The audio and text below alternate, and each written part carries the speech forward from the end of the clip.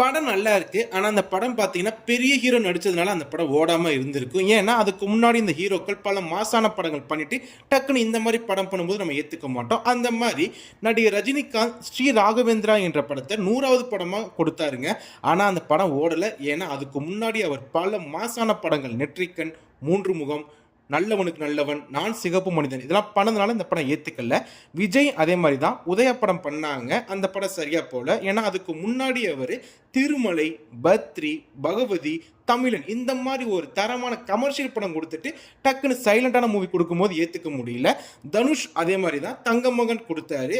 அதுக்கு முன்னாடி அவர் விஐபி, மாரி, அநேகன் மாரி படம் கொடுத்ததுனால தங்கமகன் செட் ஆகல.